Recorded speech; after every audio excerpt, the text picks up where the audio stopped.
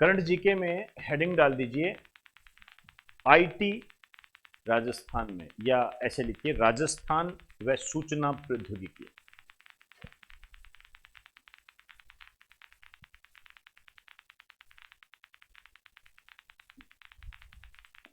राजस्थान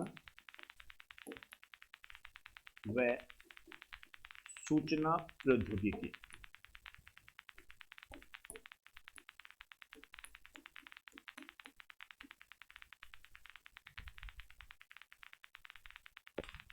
आप कह सकते हो इंफॉर्मेशन टेक्नोलॉजी।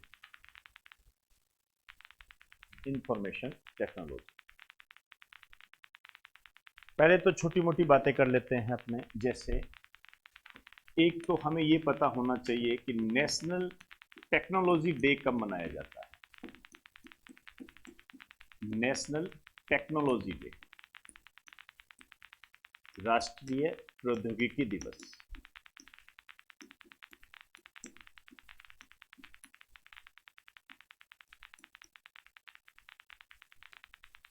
ये मनाया जाता है 11 मई को।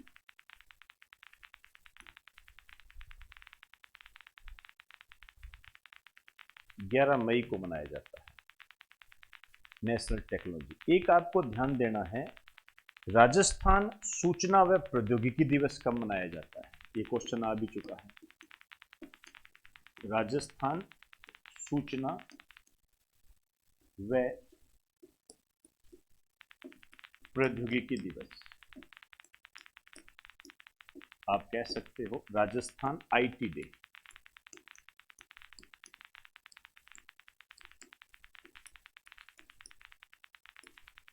ये कब मनाया जाता है? ये मनाया जाता है 21 मार्च को।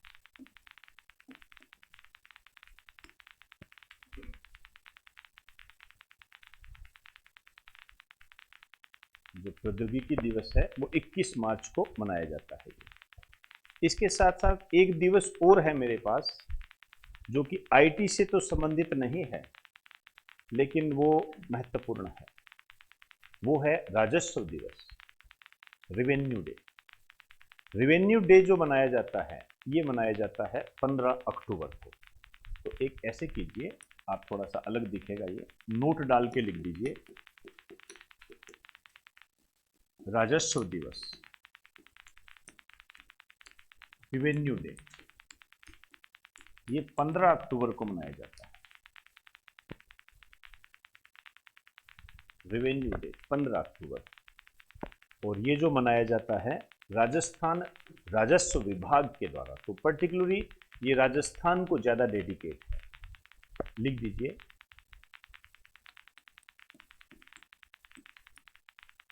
राजस्थान राजस्व विभाग के द्वारा।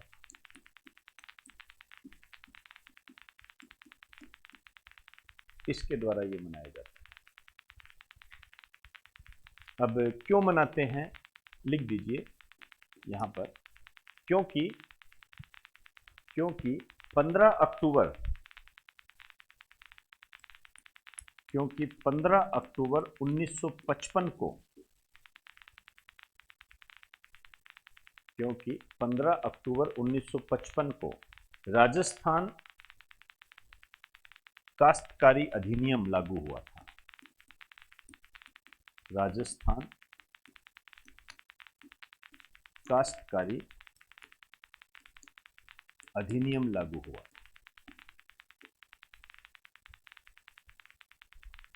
क्योंकि 15 अक्टूबर 1955 को राजस्थान काश्तकारी अधिनियम लागू हुआ था, इस कारण से ये करते हैं। देखते हैं एक बार। तो ये एक्ट लागू हुआ था, इस कारण से ये राजस्व दिवस मनाया जाता है।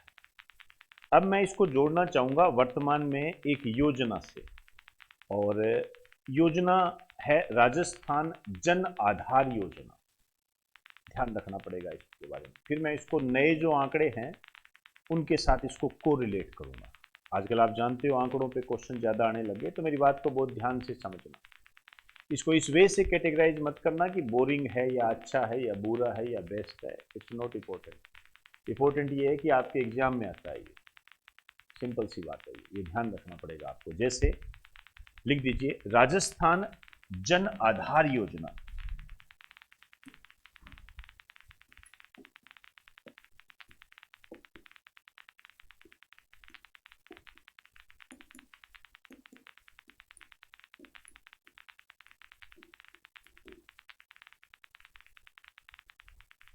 राजस्थान जन आधार योजना। अब ये जो राजस्थान जन आधार योजना है, ये वैसे तो पुरानी है। इसका जो प्रारंभ हुआ था 18 दिसंबर 2019 को, 18 दिसंबर 2019 को ये प्रारंभ हुआ था। और इसका जो उद्देश्य है, जैसे आधार कार्ड होता है ना, उसी के पैरेलल है ये। आधार कार्ड सेंटर का है जबकि ये स्टेट का है। उद्देश्य में लिखिए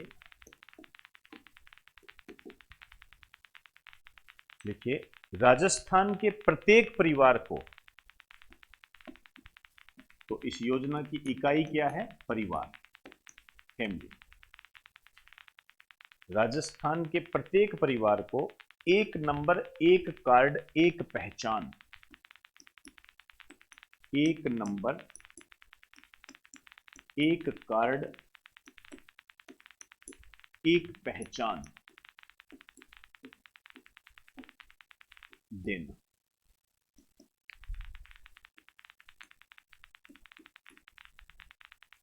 इसको इन्वर्टेड कॉमा में करें। राजस्थान के प्रत्येक परिवार को एक नंबर, एक कार्ड, एक पहचान देना। कैसे पहचान देंगे?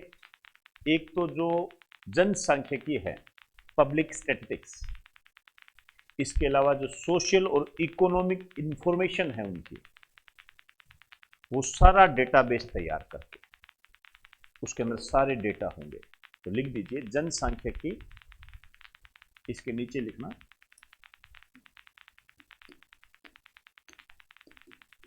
जनसांख्यिकी, पब्लिक स्टैटिस्टिक्स व सामाजिक आर्थिक सूचनाओं का डेटाबेस तैयार कर।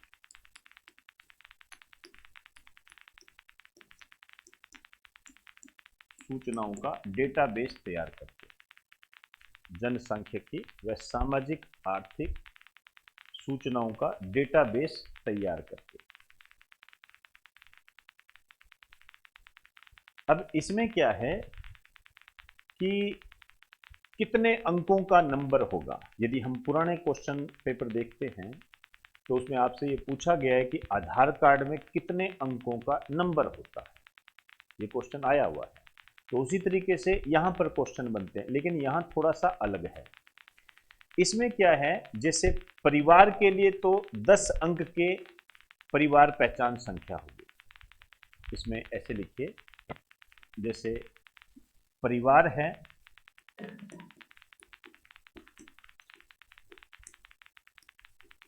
तो 10 अंक की परिवार पहचान संख्या, ये तो परिवार पहचान संख्या कितने अंक की है? 10 अंक की है। लेकिन जो सदस्य होंगे, जो मेंबर होंगे, ध्यान रखना मुखिया भी इसके अंदर ही शामिल है, घर का मुखिया भी इसके अंदर शामिल है। जो सदस्य होंगे परिवार के अंदर, इनको क्या है, 11 अंक की व्यक्तिगत पहचान संख्या होगी। इनकी सदस्यों की 11 अंक की व्यक्तिगत पहचान संख्या।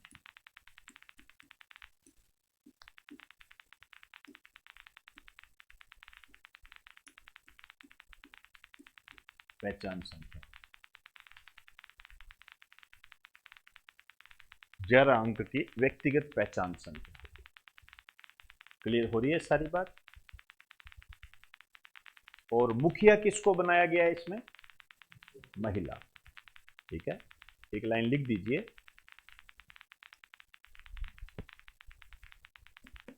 स्टार डाल के देखो। इसमें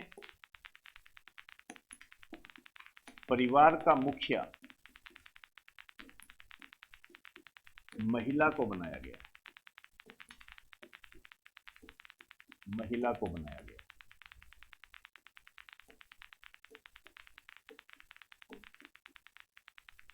आप कह सकते हो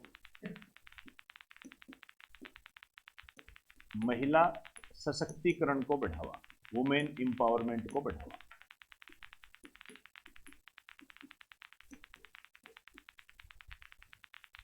इसके तहत वुमेन एम्पावरमेंट को बढ़ावा दिया जा रहा है।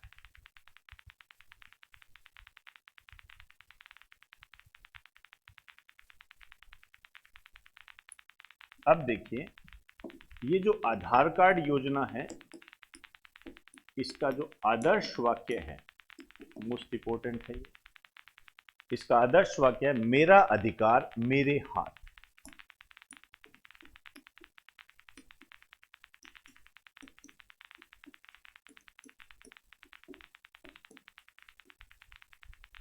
मेरा अधिकार मेरे हाथ, ये इसका आदर्श वाक्य है।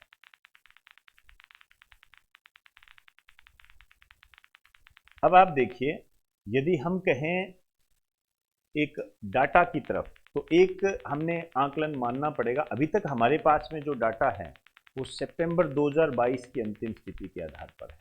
ये डाटा इंपॉर्टेंट होते हैं, लिख दीजिए।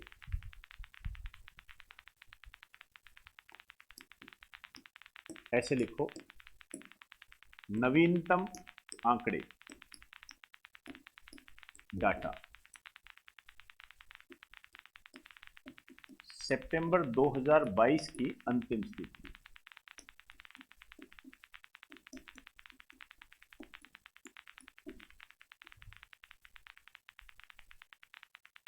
अंतिम स्थिति, इसमें जो नामांकित परिवार हैं,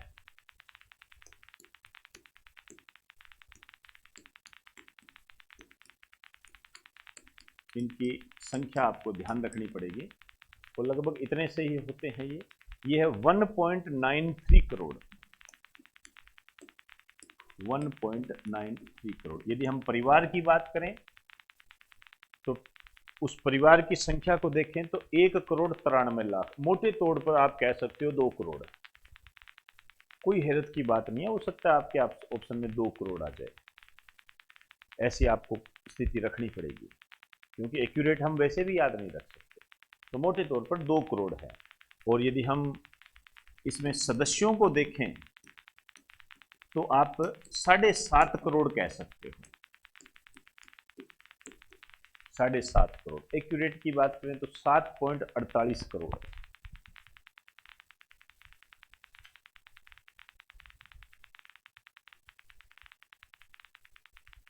$7.48 करोड़ ये है। अब वही बात है कि इस कार्ड का फायदा क्या है। इस कार्ड में कई योजनाएं जुड़ी हुई है, उन योजनाओं का लाभ उस परिवार को मिलता है, उसके सदस्यों को मिलता है। तो टोटल योजनाएं जो जुड़ी हुई है वो 70 है। लिखिए, कितनी योजनाएं जुड़ी हुई है।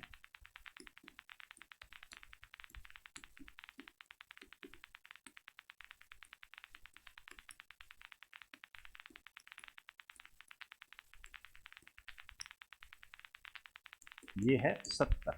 ये डाटा ध्यान रखने पड़ेंगे आपको। तो जन आधार कार्ड से कितनी योजनाएं जुड़ी हुई है, इस टाइप का क्वेश्चन इसके अंदर बनता है।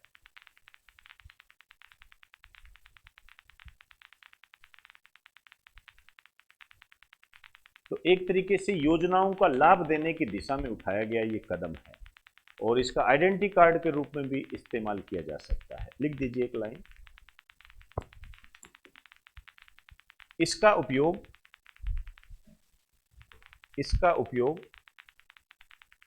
आइडेंटिटी कार्ड के रूप में भी किया जा सकता है, पहचान पत्र के रूप में भी किया जा सकता है। आइडेंटिटी कार्ड के रूप में भी इसका उपयोग किया जा सकता है।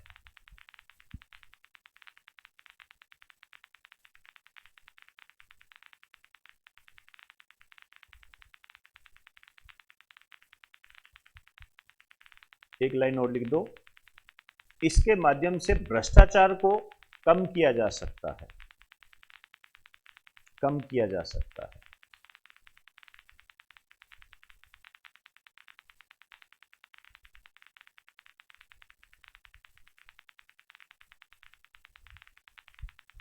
कम किया जा सकता है।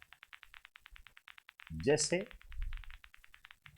जैसे अब ये बात भी आपको ध्यान रखनी है, जैसे प्रत्यक्ष लाभ,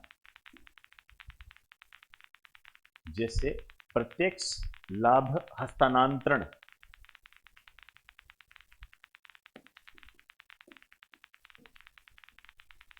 के मामले में राजस्थान का भारत में चौथा स्थान है। आजकल इस टाइप के क्वेश्चन खूब आ रहे हैं। आप वन रक्षक के, वनपाल के पेपर देखो, उसमें ये क्वेश्चन आए हुए हैं कि इसमें राजस्थान का कौन सा स्थान है, तो ये उसी दिशा में है। तो आपसे पूछा जा सकता है कि direct benefit transfer, DBT, DBT बोलते हैं इसको, डायरेक्ट बेनिफिट ट्रांसफर, डीबीटी के मामले में राजस्थान का भारत में कौन सा स्थान है। तो इस दृष्टि से राजस्थान का भारत में चौथा स्थान है।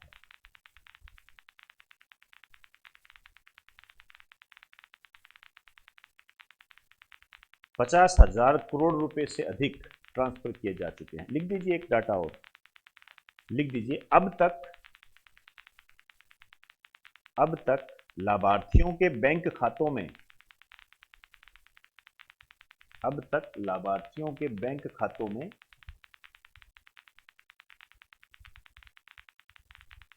50,000 करोड़ रुपए से अधिक, 50,000 करोड़ रुपए से अधिक ट्रांसफर किया जा चुका है।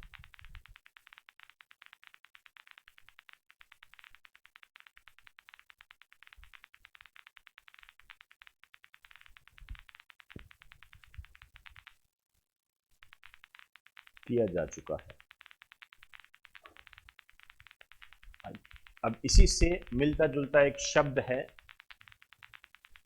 लिखिए जन सूचना पोर्टल।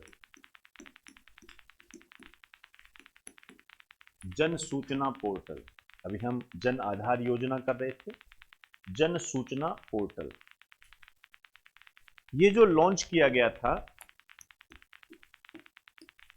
आप कह सकते हो जनता को समर्पित, ये किया गया था 13 दिसंबर 2019 को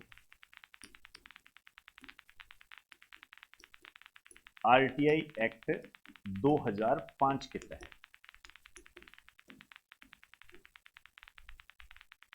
राइट टू इंफॉर्मेशन एक्ट 2005 के तहत, सूचना का अधिकार अधिनियम 2005 के तहत।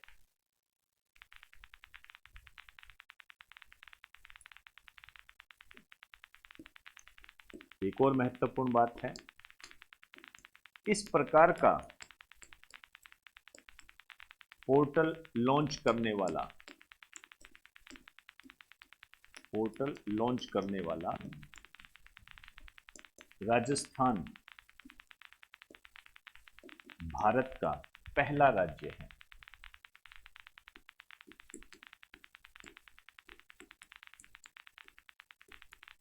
राजस्थान भारत का पहला राज्य है इस प्रकार के पोर्टल को लॉन्च करने वाला। देखिए इसका जो उद्देश्य है वो है कि जो भी आम आदमी है उनको सरकारी योजनाओं की पूरी जानकारी देना। सरकारी योजनाओं की जानकारी तो पता लगा जानकारी नहीं है, फायदा कहां से उठाएगा। तो आम आदमी को सरकारी योजनाओं की पूरी जानकारी देना इसका उद्देश्य है।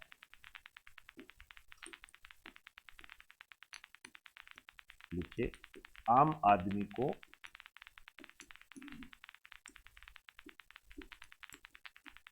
सरकारी योजनाओं की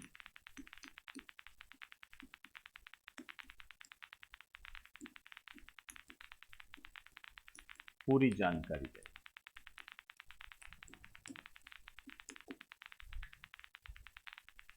अब इसमें कितनी योजनाएं हैं, कितने डिपार्टमेंट हैं, उनकी संख्या आपको पता होनी चाहिए। तो इसके अंदर जो डिपार्टमेंट शामिल किए गए हैं, विभाग जो शामिल किए गए हैं, ये है 115। तो इस पोर्टल के अंदर 115 विभागों का ब्यौरा है और योजनाएं जो बताई गई है ये है 326 योजनाओं की जानकारी है इसके अंदर। तो 115 तो विभाग है, 326 योजनाएं हैं और जो इससे संबंधित जो जानकारियां हैं वो है 684।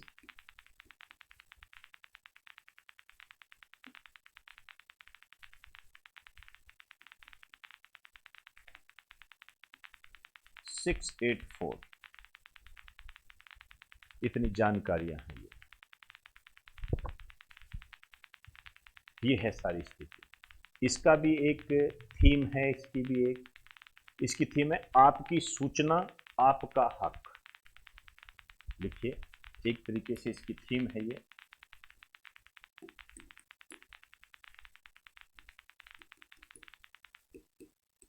आपकी सूचना आपका हक। देखो, इस टाइप के क्वेश्चन ज्यादा बनते हैं, ध्यान रखें। जन सूचना पोर्टल की थीम क्या है, इसका आदर्श वाक्य क्या है, ये भी कह सकते हो आप। तो इसकी थीम है ये। तो आप ये कह सकते हो क्या फायदा होगा इससे। हर आदमी के पास सूचना पहुंचेगी, उसको जान सकेगा। आरटीआई के तहत जो भी जानकारी मांगी जाती है उसमें कमी आएगी। क्यों? क्योंकि आपको एक जगह पर जब सूचनाएं मिल रही है, योजना के संबंध में पूरी जानकारी मिल रही है, कौन से विभाग में चल रही है, क्या होगा, कैसे होगा, तो आपको ज़्यादा इधर उधर भागने की आवश्यकता नहीं मिलेगी। तो एक तरीके से आप कह सकते हो कि सरकारी योजनाओं की जानकारी के कारण एक आम आदमी को इससे राहत मिलेगी। तो एक लाइन लिख दीजिए, इस पोर्टल के माध्यम से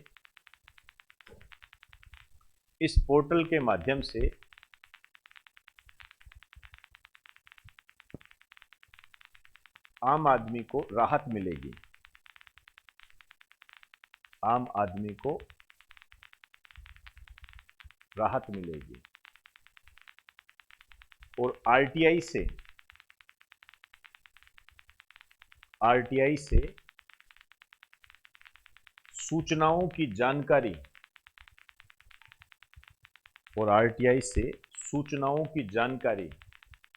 प्राप्त करने में कमी आएगी। आरटीआई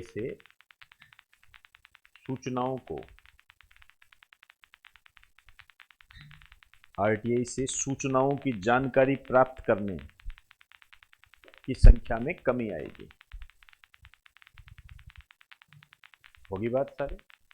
तो आज इसके अंदर हम इतनी ही बात करेंगे।